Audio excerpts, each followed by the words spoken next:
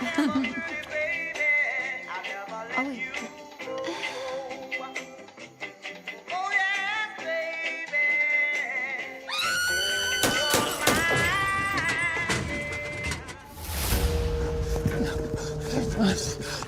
Please, please stop, please stop, please stop, please stop, please.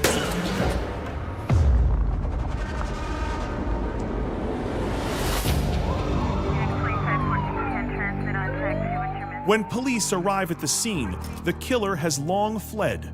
Betty and David become known as the notorious killer's first victims. The tight-knit community of Vallejo and the surrounding Bay Area is stunned by the murders.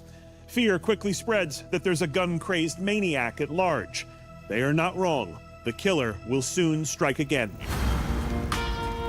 22-year-old Darlene Ferran and 19-year-old Michael Majau are parked at Blue Rock Spring Park, an infamous spot for rebellious teenagers less than 4 miles from the first attack.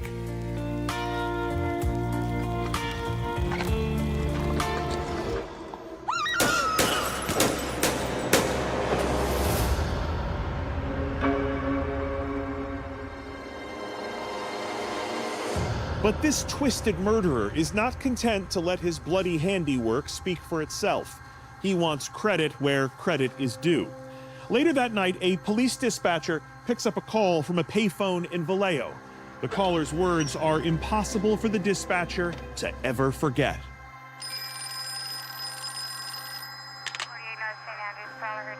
I want to report a double murder.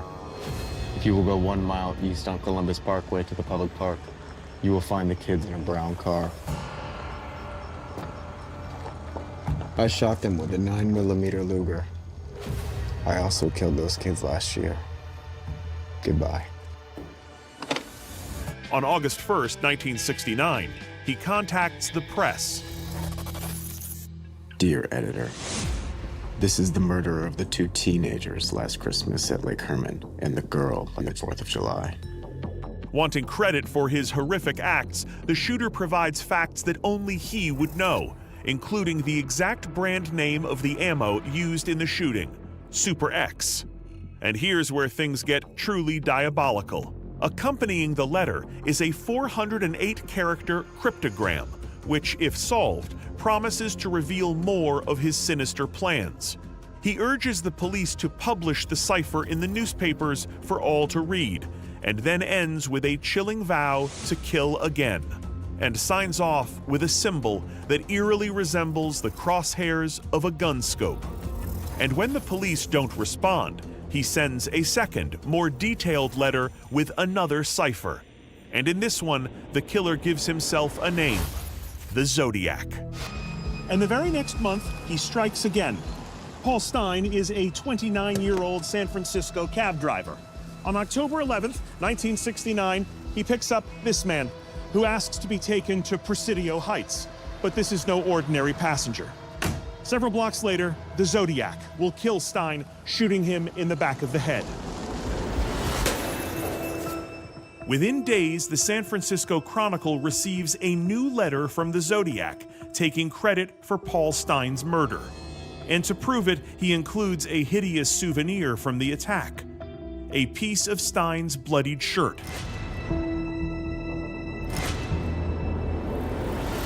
But there is one positive development. For the first time, there are multiple witnesses to one of the killings.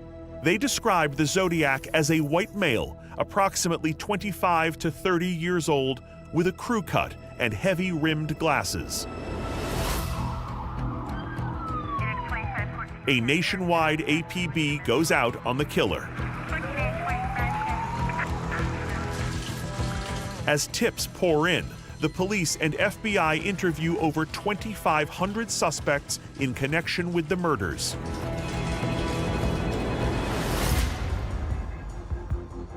One of the most promising suspects is Arthur Lee Allen, a resident from Vallejo, where those first murders took place. Allen's neighbor had seen him pulling bloody knives from the trunk of his car on the day of the Lake Berryessa murder. And, most shocking of all, Allen even allegedly confesses to a colleague that he is the Zodiac. But when confronted by the police, Allen denies everything and claims he was joking about the confession. And as for the bloody knives, he says that it was just chicken's blood. The investigators do note an eerie coincidence, though.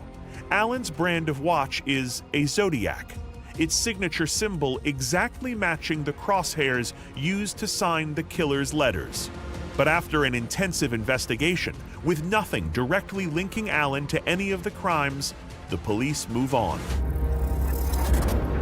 For almost 60 years, the identity of the Zodiac serial killer has remained a mystery. But now, cutting-edge technology has unraveled part of his blood-soaked riddle. Software designer and cryptographer David Aranchak used the latest code-breaking techniques to try to solve the ciphers. The Zodiac case was interesting to me, not only because it was one of the most famous unsolved mysteries in the world, but what really got me interested in it was the cryptography aspect of it, that he was sending these mysterious codes to the newspapers and taunting people with these hidden messages. And the fact that his first cipher was solved led me to think that it was possible to solve the second message that he had sent. We leaned heavily on very advanced computer programs that would help us do a lot of the grunt work. Thanks to advances in technology, David and his team tackle the Zodiac Killer's most infamous unsolved puzzle, the 340-character cipher. The 340 he sent on one piece of paper in one big block. It's a mix of unusual symbols, just like the 408 was, but he threw in some new symbols. There are a lot of times when you're trying to break the code where you start to see his message coming through and you think, this has got to be from the killer. It says killing, it says murder, it says death. It's from a serial killer. But then you hit a brick wall because you can't get the whole message out. So I got used to failing until the breakthrough happened. After 14 years of relentless effort, David and his team finally crack one of the world's most elusive codes and immediately send their breakthrough to the FBI. The FBI responded to me within minutes when I sent the report, and they were excited because they believed that it was the correct answer. I hope you are having lots of fun in trying to catch me. I am not afraid of the gas chamber because it will send me to paradise all the sooner, because I now have enough slaves to work for me where everyone else has nothing. I am not afraid because I know that my life will be an easy one in paradise death. It really did feel like a new message from Zodiac, even though he had written it way back in November of 1969. One down, 2 unsolved Zodiac ciphers to go.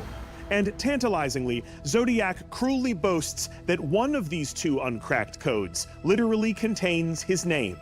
So, building from Aranchak's brilliant efforts, we decided to roll up our sleeves and join the community in trying to solve the remaining ciphers. And after countless hours of work by my team and I, we discovered something astounding. If you reverse engineer the cipher for names of the most infamous possible suspects, substituting letters for symbols, like for example, these 8 symbols could represent the letter L. Unscramble the letters and you discover that one suspect's name fits just right. A. Lee Allen. Arthur Lee Allen. The very same suspect who the police spent the most time investigating. The same suspect who confessed to a co-worker, carried bloody knives, and even wore a Zodiac watch. And remarkably, there's more. People who knew Arthur Lee Allen confirmed that he had a fascination with ciphers from his days in the US Navy. Plus, investigators found he had a typewriter, like the one used to write some of the Zodiac messages. And he owned a pair of boots with soles matching those worn by the killer.